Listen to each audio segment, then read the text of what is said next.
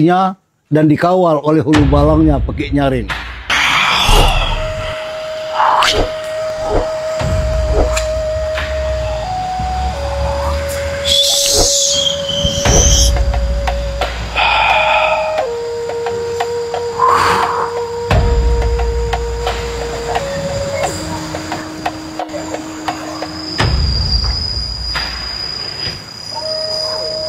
Kamu kepacak ngaku soal makan aku kendian saja. Tapi kalau soal perang, aku kan dulu.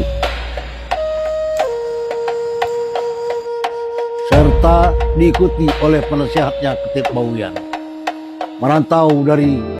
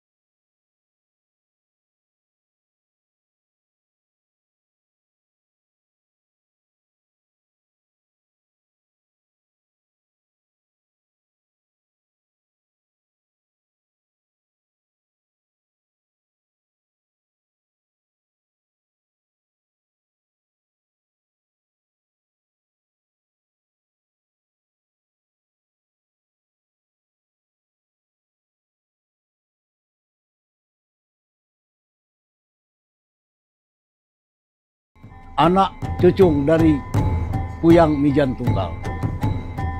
Bersama-sama istrinya Siti Melur dan anaknya Aryo Tembikur. Mereka menghilir Sungai Hening dengan temboyan.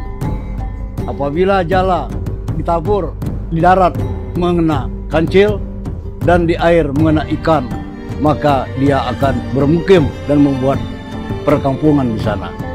Sehingga sampailah di Umbak Hiak, Bukit Kenincing, Lubuk Peniolan. Mereka menaburkan jala dan mendapat tangkapan seperti yang dikatakan tadi. Akhirnya mereka menetap di sana dan membuat api sampai bertemu dengan Raja Sultan.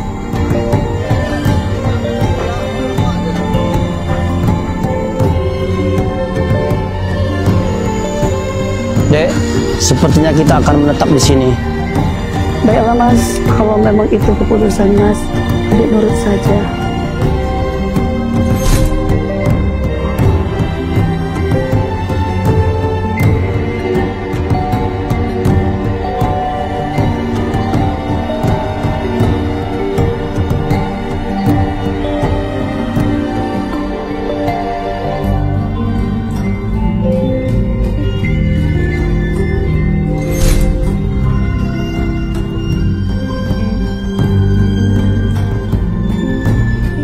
Di Muara Awal, Maharjo Sultan beserta istrinya Bardiatun, Pekik Nyaring dan Ketip Bahuyan hidup rukun damai. Pada suatu hari, Bardiatun melihat kepulan asap di sebelah selatan, yaitu di hulu Sungai Hening. Maka dilaporkannya kepada suaminya, lalu suaminya Raja Sultan Aryo Blekap dan Ketip Bahuyan menyongsong tempat asap api mengepul tadi. Sampai di sana mereka bertemu dengan Aryo Blekap dan istrinya serta anaknya. Lalu terjadilah dialog untuk mengajak berkumpul di Muara Awal.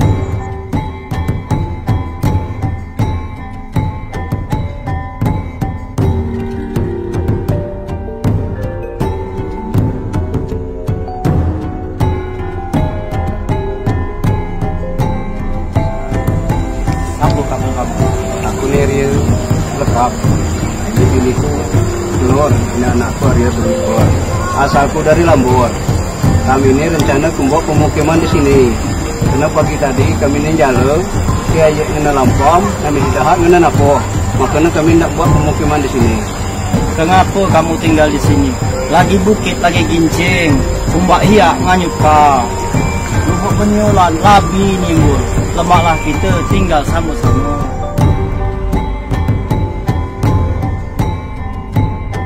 Selanjutnya, dialog disepakati. Aryo Blekap, istrinya dan anaknya ikut dengan Raja Sultan berkumpul di Muara Ual. Kampung Muara Ual didiami 2 sumbai. Kemudian lama-kelamaan, pada saat Siti Bardiatun mencuci beras kacang hijau dan menangkap ikan lampam di Muara Ual, tiba-tiba Siti Bardiatun melihat belahan bambu hanyut dari hulu. Ternyata belahan bambu itu adalah kulit lemah. Lalu dilaporkannya kepada suaminya, Raja Sultan. Dan mereka menyongsong ke hulu Sungai Ual.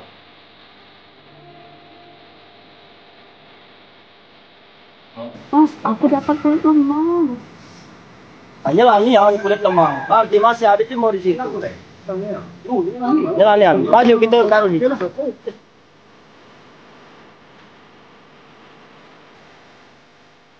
Sampai ke Lubuk Leban.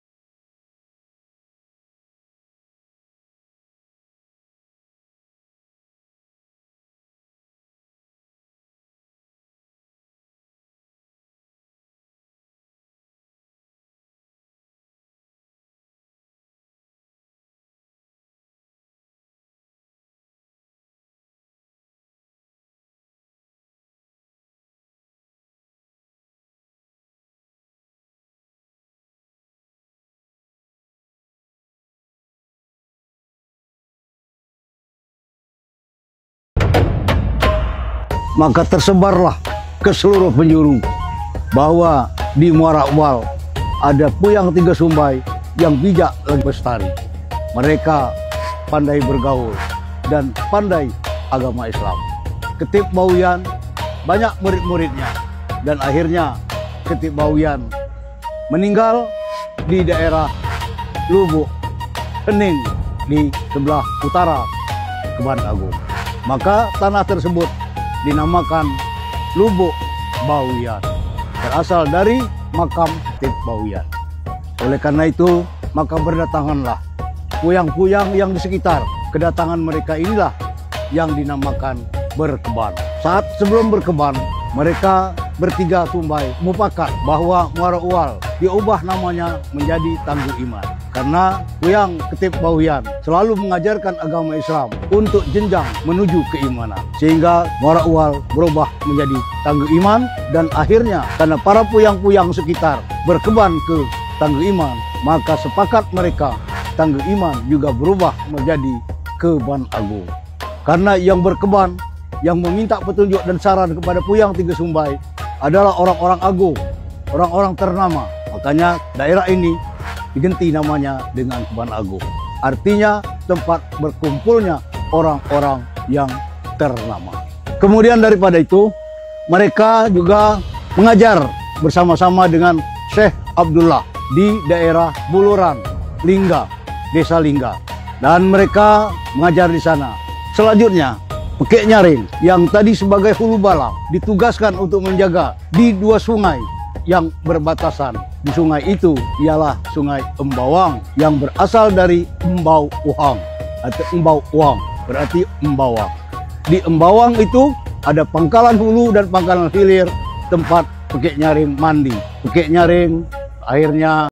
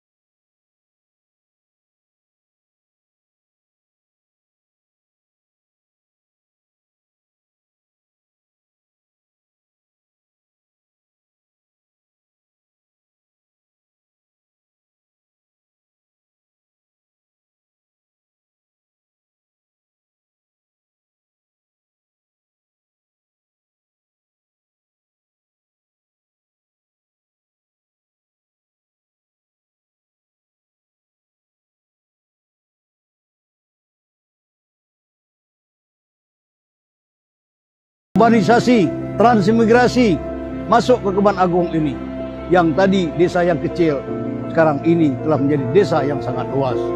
Mula-mula BTN Keban Agung, dan terakhir sekali yaitu Medangan dan BTN Rene memenuhi Keban Agung ini sampai dengan Baralestari 1 dan Baralestari 2. Di desa Keban Agung mempunyai kekayaan yang luas dengan masyarakatnya yang sangat majemuk, terdiri dari berbagai bagai suku bangsa. Ada Sunda, ada Jawa, ada Batak, ada Cina, Flores dan sebagainya dan sebagainya. Sampai saat ini Keban Agung mempunyai SMA negeri menjadi kebanggaan, kantor camat ada di Kebayan Agung menjadi kebanggaan, MTS Negeri Lawang Kidul menjadi kebanggaan bagi desa Kebayan Agung. Ditambah dengan organisasi-organisasi seperti PKK, Karang Taruna, Posyandu, cukup lengkap semua organisasi kepemudaan Karang Taruna dan lain sebagainya. Oleh karena itu, Kebayan Agung menjadi desa yang jaya yang dipimpin oleh Bapak Bahri, Kepala Desa Kebayan Agung, dan didampingi oleh Heriansa sebagai Ketua BPD Kebayan Agung. Sebagai penasihat dari mereka, yaitu Meraja Emban Adat Bapak M. Harun Mahudin. Demikian cerita dan Assalamualaikum warahmatullahi wabarakatuh.